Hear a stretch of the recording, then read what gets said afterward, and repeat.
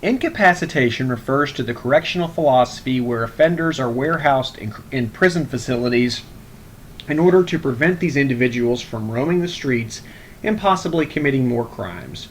Advocates who favor incapacitation are not overly concerned with rehabilitating an offender, and they are not even concerned with just deserts or punishment.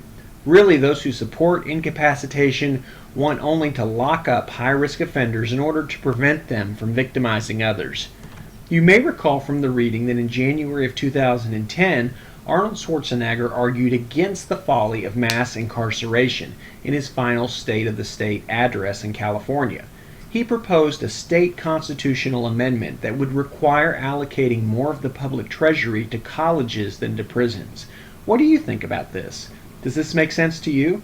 As a taxpayer, would you prefer to spend more of your tax dollars on prison uniforms or caps and gowns? The state of California now spends 10% of its overall budget on prisons and 7% of its overall budget on higher education. Someone who favors an incapacitation philosophy of corrections might argue that this money is well spent because letting people out of prison will increase criminal victimization. Again, I ask you, what do you think about this? When one considers whether or not incapacitating criminals reduces crime, Francis Collin and Cheryl Johnson argue that it is deceptive to compare the amount of crime saved by placing an offender in prison compared with doing nothing at all. We know that in reality, this is never done. Never do we simply let guilty offenders get off scot-free. So the comparison is really not valid when trying to ascertain the incapacitation effect. So, when examining the benefits of incapacitation, it would be more appropriate to compare incapacitation with alternate correctional interventions such as rehabilitation. This would make a lot more sense, wouldn't you agree? Whatever your thoughts are on crime and punishment, there is one fact that is inescapable, and that is that other nations do not use prisons nearly as much as we do in the United States. You know by now that on any given day, America imprisons more than 2.4 million offenders, and the U.S. leads the world with an incarceration rate of 760 prisoners per 100,000 people in the population. This truly is astounding. Compare this figure to the incarceration rate in Canada, which has a rate of roughly 100 prisoners per 100,000 people in the population. Canada, other than being an exceptionally chilly country, has quite a few cultural, economic, and geographic similarities with the United States. So why then is America's prison rate 6.5 times higher? And if incapacitating high-risk offenders is an effective strategy, why does Canada have a lower crime rate than the U.S.? Logic might suggest that if incapacitation truly works, the U.S. would have a substantially lower crime rate than Canada, since it has such a higher incarceration rate. We know, however, that this is not the case. Interestingly, in 1973, two well-known criminologists, Alfred Bloomstein and Jacqueline Cohen, wrote a famous article which pointed out that there has been relatively stable punishments in the United States between 1925 and the early 1970s. During this period of roughly 50 years, there was an incarceration rate of only 108 prisoners per 100,000 people in the population. Consider Gresham Sykes' classic book, The Society of Captives. Sykes first published his book in 1958, and he studied the New Jersey State Maximum Security Prison. This is one of the most famous sociological examinations of a penitentiary system, even today. So Sykes truly captures the essence of what it means to be a prisoner. He writes that each man's behavior is both under constant scrutiny by his fellow captives as well as the surveillance of the correctional officers. And he argues that it is not solitude that plagues the prisoner, but life in mass. Can you imagine what it would be like to be thrown into a cell and made to live a Spartan-like state of existence with only a toilet, a wash bowl, a bed, a table, and maybe a footlocker? And what if you had to share this small space with another person? Sykes, I think, really does a remarkable job of capturing what it is like to live behind the walls of prison facilities.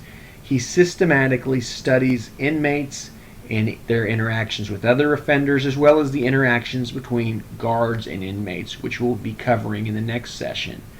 As you read through the first chapter of the Society of Captives, consider whether or not it has relevance to the correctional facilities of today. Keep in mind, Sykes was writing this book at a time when the rehabilitation model in corrections was prevalent. Yet he still illustrates how correctional officers, even then, treated all inmates as though they were serious security risks. Sykes writes that guards search for contraband and repeatedly count and recount inmates in order to ensure that each man is in his appointed place. And of course, there is the censoring of mail, searching for escape routes, and so forth that goes on. While prison administrators defend these practices, Sykes is someone who's a little bit more critical of these security protocols, and he argues that they often become ends within themselves rather than means to ends of preventing an escape. So what do you think of prisons today? Are the officers and inmates of today different than they were 45 years ago when Sykes published his book? If so, how? It is likely that the nation's ill-conceived war on drugs has significantly altered the way prisons operate. At the very least, the war on drugs has altered the demographic composition of inmates. We know that many of the Get Tough laws have had a disparate impact on African Americans and Hispanic male inmates in particular. There are many more inmates who are members of racial minorities residing in prisons than ever before. We know that many of the Get Tough laws are not always applied judiciously. And keep in mind that every time you send an individual to prison, you might be taking a husband, a father, and a provider out of the community and sending him into this correctional facility. During this individual's absence, children may be left unsupervised and social bonds may become weakened. So this may in fact lead to more crime. While intuitively it might seem as though it is highly problematic to incapacitate 2.4 million offenders, keep in mind that there are some very well-established scholars who have argued in favor of aggressively incapacitating those who are deemed to be high-risk individuals. For example, the late James Q. Wilson, who worked as a full professor for many years at Harvard University, famously wrote that wicked people exist and nothing avails except to set them apart from innocent people. Of course, keep in mind that when James Wilson wrote that statement, the state and federal prison population only totaled around 240,000 people. It would be most interesting to see what Professor Wilson would have to say about America's addiction to incarceration if he were still alive today.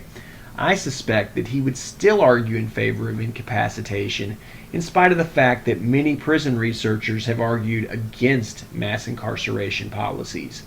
Does it seem ironic to you that America is the land of the free, home of the brave, yet it incarcerates 25% of the world's prisoners? Did you know that China, which is a country that is obviously significantly larger than the U.S., only incarcerates 14% of the world's prisoners? So both the U.S. and China together control roughly 40% of the world's inmates, while the remaining 193 countries account for the other 60% of the world's prisoners. To many, this is disturbing. Think about this for a moment, if you will. This really is an astounding statistic. We know that the policymakers in China do not allow their citizens to enjoy the same rights and liberties that we enjoy here in the U.S. So doesn't it seem unusual that we are incarcerating our citizens at a much higher rate than the Chinese government? Of course, there is always a flip side to every argument, and those who favor incapacitation strategies might argue that the U.S. has the highest incarceration rate precisely because of the fact that we place such a high value on individual rights in this country. Scholars who favor incapacitation correctional philosophies would argue that in the U.S. the reason why we aggressively imprison those individuals who break the law is because they are violating the social contract and are infringing upon the freedoms of everyone else. Therefore, criminals need to be taken out of circulation and warehoused in correctional facilities so that they do not victimize individuals who are abiding by the law. That is how the reasoning goes under the incapacitation correctional philosophy.